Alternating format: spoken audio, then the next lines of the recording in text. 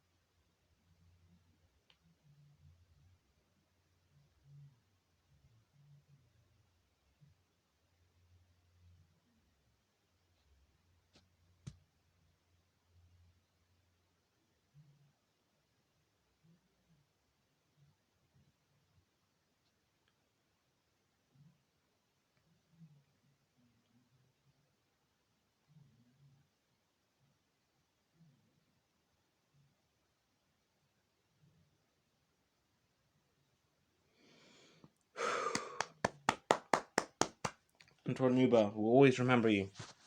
What a race driver. He was going to be in Formula 1 without a doubt. He was rapid. Anyways, onto the Grand Prix. Looks like it's a wet race here at Spa. It's a very short run down to turn 1. But now, Sergio Perez has a really good run on Charles Leclerc getting into Radion. But look at George Russell. He's going to try a move. Yes, he is. Down the inside, Russell goes. Perez isn't going to make it easy. Neither is Leclerc. George Russell, though, takes P1. But for how long? Because Leclerc manages to get it back. Down the inside, Russell gets P1. But for how long? Really good start from George.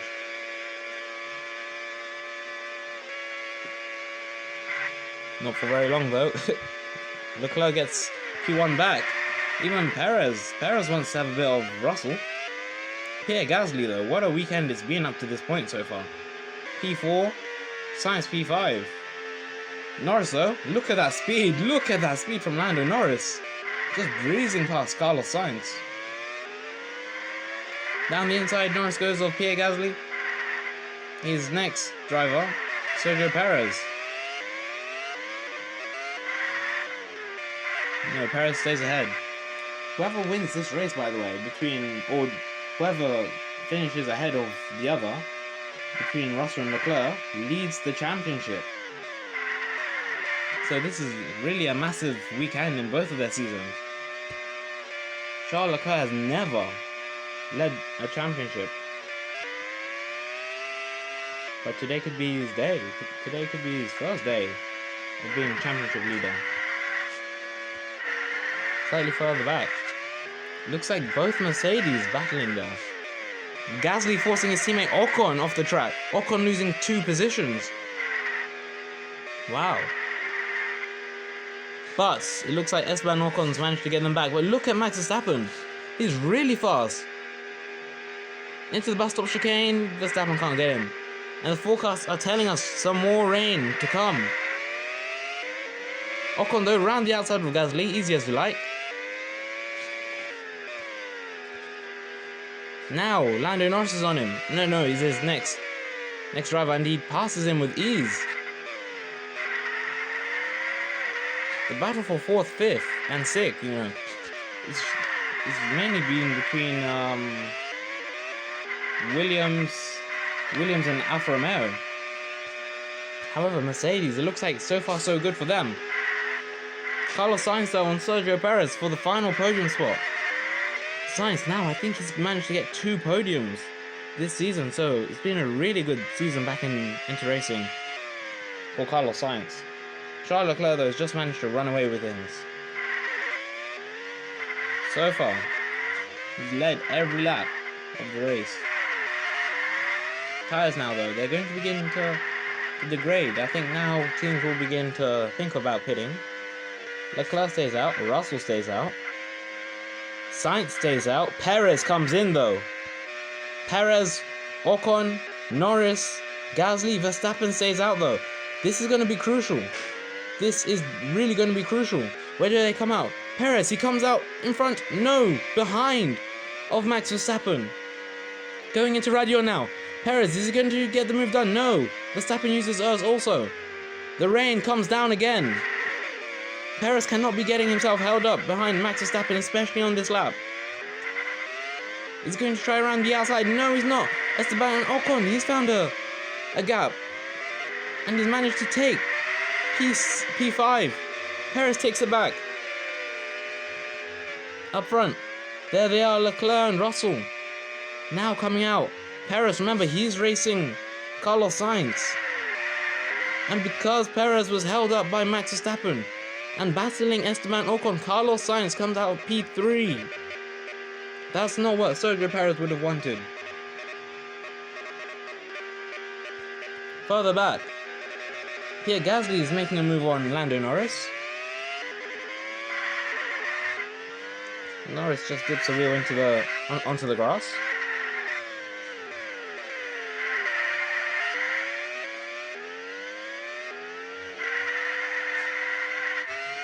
Slightly further back, the field is spread out, fairly spread out.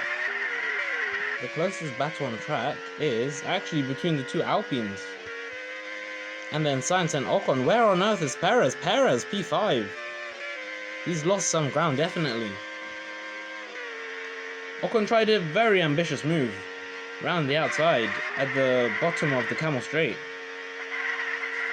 Anyways, we switch our focus to the battle for the lead between Charles Leclerc and George Russell.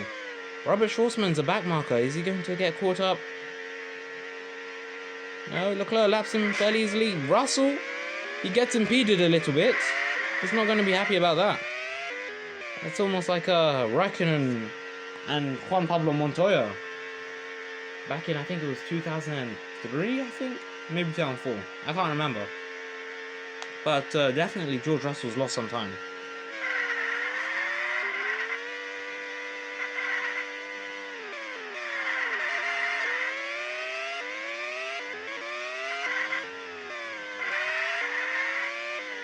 Valtteri Bottas, is he going to a little bit, just very little bit though. I think if Russell does not, he's going to get held up for sure. No. Russell gets past with ease actually. So the battle commences, and with the rain being there, I'm assuming all race long, everyone's on the same strategy. So it's all about speed. How good, how brave are you in the wets?